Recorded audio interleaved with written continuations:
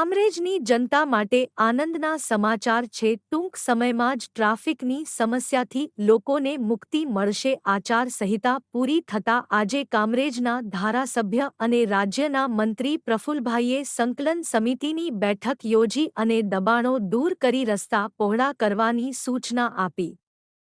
આ બેઠકમાં કામરેજ પોલીસ ચોકીથી બાપા સીતારામ ચોક થઈ દેરોદ પાટિયા સુધીના કેનાલ રોડનું દબાણ દૂર કરી યુદ્ધના ધોરણે ચોમાસા પહેલા રસ્તાનું કામ પૂર્ણ કરવા અધિકારીઓને સૂચના આપી હતી।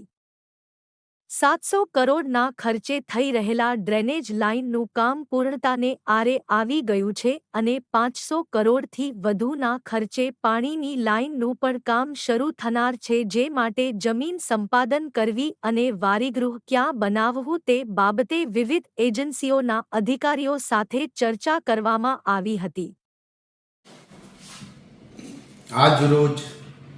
કામરેજ 4 રસ્તાથી નેરવાળા રોડ કામરેજ ચોકડીના અનેક પ્રશ્નો અને સમસ્યાઓ સોલ્યુશન માટે સુડાના અધિકારી, નેર વિભાગ, પોલીસ તંત્ર, ડીજીવીસી, અમારો પ્રાંત ઓફિસર અને નેર વિભાગ તમામ અધિકારીઓ સાથે રૂબરૂ સ્થળ વિઝિટ લે, કામ ઝડપથી ચાલે, લોકોની ટ્રાફિકની સમસ્યા છે તો દબાણ દૂર કરવા માટે 10 દિવસનો અધિકારીઓને સમય આપી અને તત્કાલ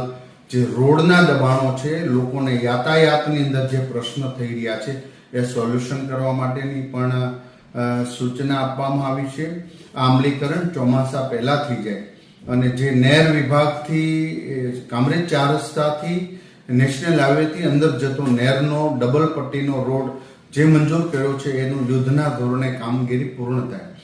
ચૂંટણી પહેલાના અને પછીના તમામ પ્રશ્નો અમે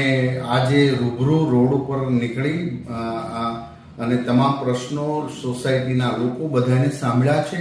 અને એની મીટિંગ પણ અગત્યની પૂર્ણ કરી તમામ પ્રશ્નો 15 દિવસમાં ઉકેલવા માટેની સૂચના તમામ એજન્સીઓને આપી દેવામાં આવી છે। આજે અમને ગર્વ છે કે કામરેજની અંદર ડ્રેનેજનો 700 કરોડ રૂપિયાનો પ્રોજેક્ટ લગભગ પૂર્ણતાને આરે છે। કનેક્શન જોઈન્ટ માટેની બધી જ પ્રક્રિયાઓ પૂર્ણ છે, ત્યારે હવે મોટો જ પાણી માટેનો 500-700 કરોડ રૂપિયાનો પાણી માટેના જે આયોજન માટેનું જગ્યા સંપાદિત કરવી અને જગ્યાના પ્રશ્નો સોલ્યુશન કરવા, ક્યાં બનાવવું એ પાણીનું વારીગૃહ, એ બધા જ પ્રશ્નો આજે તાલુકા પંચાયતના મુખ્ય અધિકારીઓ સાથે ચર્ચા કરવામાં આવી છે અને કામરેજના અને સુરત શહેરના વોર્ડ નંબર 16, 17, 18, 3 અને વોર્ડ નંબર 2 ના પણ જે પ્રશ્નો હતા તે કોર્પોરેશનના અધિકારી સાથે સંકલન કરી અને એને તત્કાલ પૂર્ણ કરવા માટેની સૂચના પણ આપવામાં આવી છે। તમામ અધિકારીઓ હાજર રહ્યા અને લોકો માટે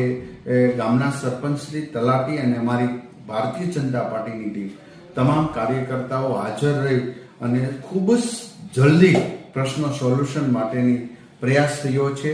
જે પ્રશંસનીય છે અને અધિકારીઓ પણ હાજર રહી આપનો આભાર વ્યક્ત કરું છું। કામરેજ 4 રસ્તા જે નો પાર્કિંગ ઝોનનું જે મેં ગયા વર્ષે જાહેરનામું બહાર પાડ્યું છે એનું કડકમાં કડક અમલીકરણ કાલથી થશે એ પ્રમાણે